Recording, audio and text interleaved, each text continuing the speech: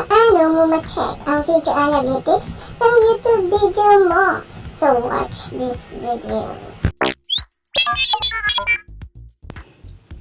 Hi guys! So this is Erling TV channel. Ang topic po natin today is about YouTube Analytics. Nag-increase po ba ang YouTube channel mo or nag-decrease? So i-check po natin.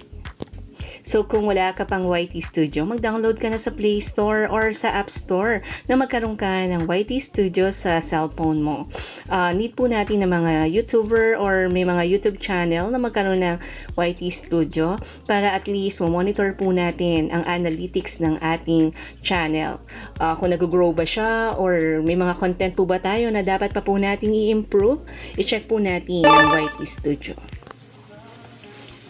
As you can see guys, nandito tayo sa aking YT Studio. So sa baba po meron tayo ditong dashboard, content, analytics, comments, and earn. So guys, nakikita nyo ang Erling TV channel na may total subscribers na 2,621. So I'm happy po na nadadagdagan po mga subscribers na nagsusubscribe po sa akin. So ito po ang channel analytics ko. Meron po tayong mga views po dito. I-check po natin guys yung analytics. And topic nga po natin ay ang about analytics. So, i-check natin ang ating analytics. Ito yon yung nasa gitna, guys. So, dito, guys, meron tayong overview. I-check natin yung previous month natin kung ano naging kinalabasan niya, yung result ng ating channel. So, dito sa ating overview, last August 2023, nakalagay dito, your channel got more views than usual from YouTube search, results, and sources outside of YouTube. So, guys, meron tayong 40,300k views. Dati po, meron lang akong 4.5k, more than usual. So, nag-i-increase po talaga ang aking channel dahil sa paggawa ko ng mga tutorial and educational videos para sa mga viewers. So guys, ito yung months natin.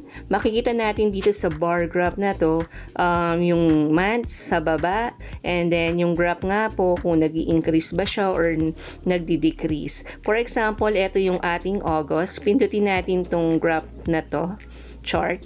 So by August, ito yung August natin guys. Meron tayong 40,364,000 views. Imagine, 40k views, ang dami niyan guys. Nung July natin, eto guys, meron lang tayong 37,989, and then nung June, meron lang tayong 36,015. So every month guys, nakikita nyo yung analytics ko na pataas ng pataas po, no? So kaya dun po ako natutuwa dahil sa simpleng tutorial video ko dito sa YouTube. Marami po tayong nabibigyan ng additional information na mga bagay-bagay na hindi po pala nila alam na ganun po pala yon. So yan, sa mga nakaka-appreciate po, thank you so much po. Ayan guys. So aside from that, sa views, back tayo. Meron po ditong understanding your performance. Nakalagay dito, more views from YouTube search result and apps and websites outside of YouTube. So, check natin. So, yan guys. Ito yung more views from YouTube search, yung mga result niya.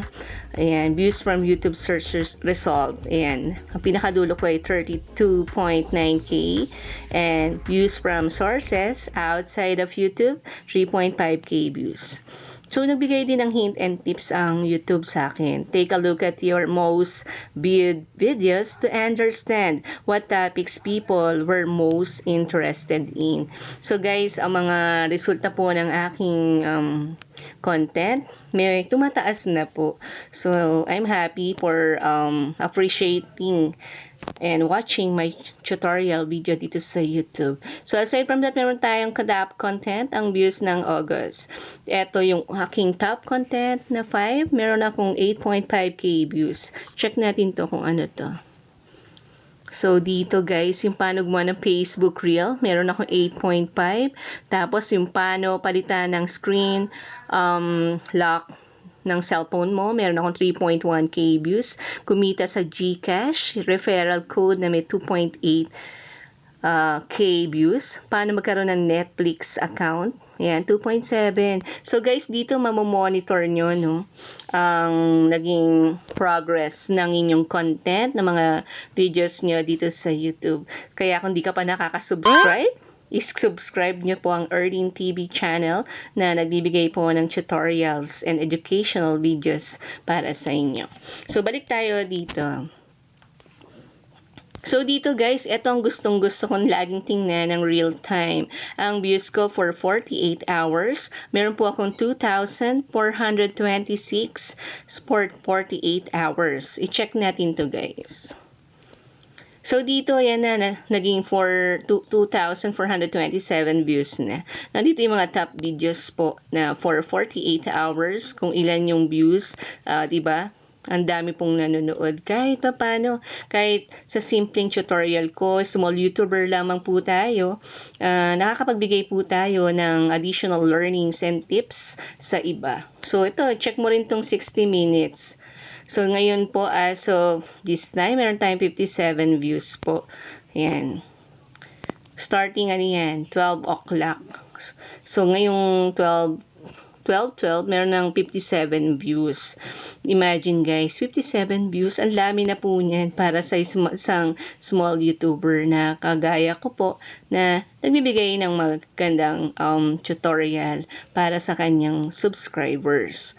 So yan, ang top videos ko for within 1 hour, kumita sa GCash. Ayan, meron tayong 8 views. Ayan yung progress niya. Ayan, makikita niyo yung mga audience retention. Ayan. So, guys, if i-monitor mo ang iyong YouTube analytics, gamit po ang ating YT Studio. Ayan. Dito ako laging tumitingin. Pagka wala akong ginagawa, chine-check ko po ito para at least guided po ako na meron pa po ba akong dapat i-improve sa aking content na mas magugustuhan ng viewers ko. Pero ang mission lang po natin dito is to share knowledge nga po sa iba na lalo na po dun sa mga beginners po na gusto mag-YouTube, paano po gumawa ng mga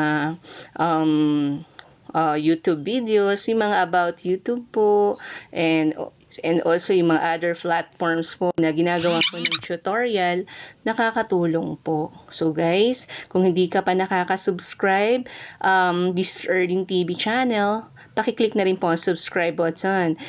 And i-click na yung notification bell para like updated sa mga latest tutorial video ng Earning TV channel dito sa YouTube.